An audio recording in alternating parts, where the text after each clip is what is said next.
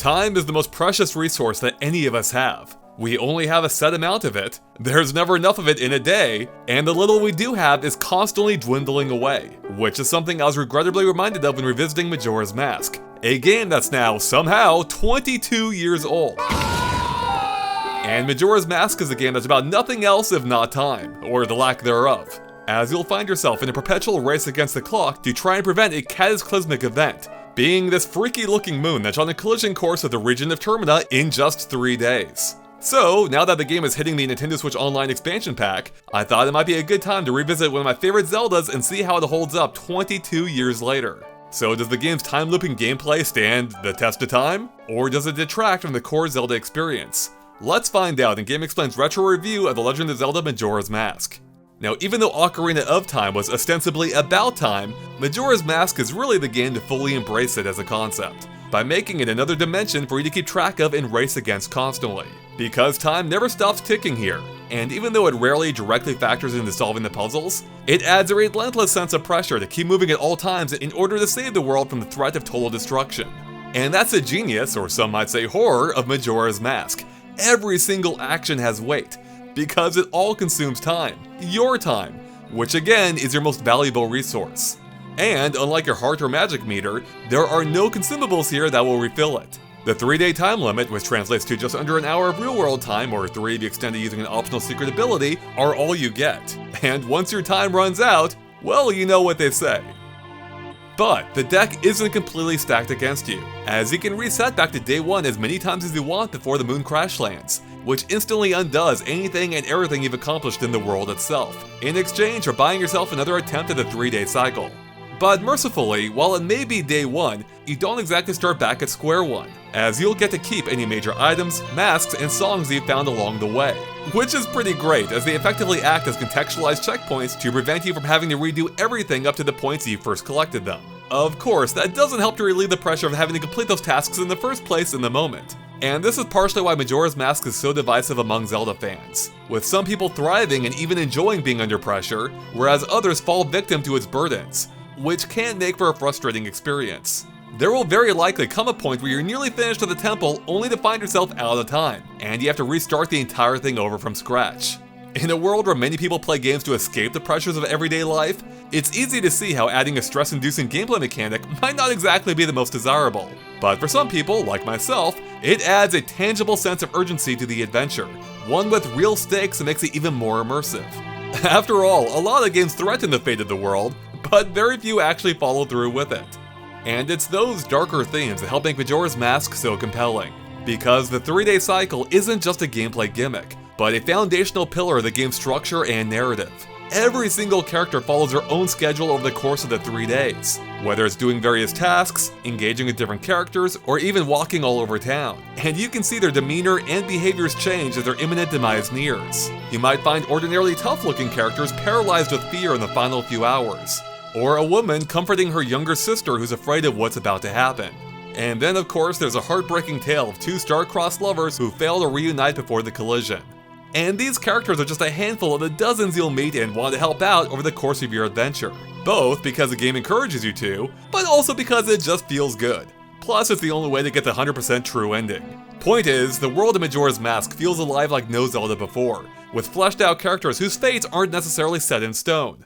Along the way, you'll find yourself building up quite the wardrobe of 24 masks that act as rewards for all kinds of things. A few of them are required, but most of them are optional, and can be used to gain some kind of limited ability or access to specific areas. The masks are a fun concept overall, and collecting them is incredibly rewarding. But the standouts, of course, are the 3 main transforming ones, all of which change Link's handling completely, and as a result are a ton of fun to use. Whether it's skipping yourself across water as a Deku, rolling around at the speed of sound as a Goron, or swimming like a dolphin when it's Zora. These masks go a long way in helping to diversify the gameplay and make exploring the world even more interesting. I especially like how characters will often react differently to you depending on what form you take, sometimes in surprising ways. Like this dog that apparently hates Deku Scrubs. What do you have against Deku Scrubs, bub? Time, as in real time, has been remarkably kind to Majora's Mask, largely on account of how unique the game still feels to this day. In fact, there are arguably even elements that hit harder now than they did 20 years ago. As a kid, it seemed ridiculous to me that there could be moon deniers despite it being in front of their face. And yet, it rings depressingly true as an adult. And the game's overall presentation is just stellar. I still love how the screen slowly shrinks with the chime of the bells at the end of each day, or how the moon grows closer and closer with each passing moment, and how the music in town gets more frantic as it does so. It's also incredibly unnerving, and I love it. Oh, and shout out to the rain on day 2. It just feels so cozy. Although, speaking of the presentation, some people have taken issue with how saving works in this game, which can only be done by resetting the 3-day cycle using the Song of Time. Although you can create temporary save states by checking in with the owl statues. Now of course, if you're playing on the Wii U Virtual Console or Nintendo Switch Online expansion pack, then you can create your own save states whenever you want, which in effect is basically an upgraded version of how the 3DS version already worked. Although, I would still suggest to most people, and especially first-timers, to use save states as only a last resort, as it pretty effectively undermines the game's core themes, along with a sense of satisfaction for having properly seen through it all. But hey, how you play is ultimately up to you. But all that being said, there are elements of the game that are undeniably dated too. The graphics in particular certainly show their age, with incredibly blocky, if not ugly, character models. And you'll find low-resolution textures everywhere, which especially stands out compared to last month's re-release of Banjo-Kazooie that aged far better.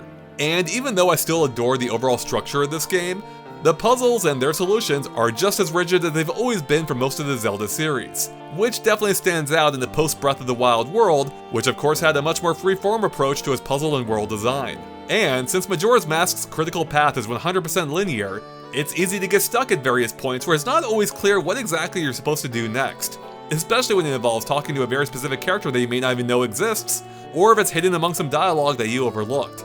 Again, it's pretty much what Zelda's always been known for before Breath of the Wild, but I can't exactly argue against the fact that the design does feel a little dated these days. And in a game where every second counts, each puzzle becomes a potential roadblock that can derail your entire journey. Now, although there may only be 4 temples this time, which I'm personally fine with, they do tend to feature some annoying design elements that can be especially frustrating when up against the clock. The Dragonfall enemies in Woodfall Temple were straight up pissing me off after knocking me out of the air for the 10th time, especially when it caused me to drop into a hole and fall to a floor far below. And the catwalks of Snowhead Temple require a surgical level of precision to navigate in order to avoid a long fall, and therefore an even longer climb back up. And then there's a blasted 15 fairies hidden around each temple, which serve as little more than annoying red herrings when it comes to finding treasure chests that are actually important. On the upside, the temples do often make use of some incredibly clever puzzles that span multiple rooms or even floors, and they'll really put your navigational skills to the test. Just make sure you're paying attention to how they actually work. Otherwise, you might find yourself changing things without fully understanding what all it's affecting. In addition, one of those temples in particular is home to what might be the GOAT of Zelda bosses. And not just because it's literally a goat. So to wrap things up, even 20 years later, Majora's Mask still stands tall as one of the most unique Zelda titles ever created, featuring a unique blend of compelling characters, an immersive time-based loop, a dark story mixed with some truly heartfelt moments, and of course, one terrifying moon. The gameplay is as rewarding as it is stress-inducing.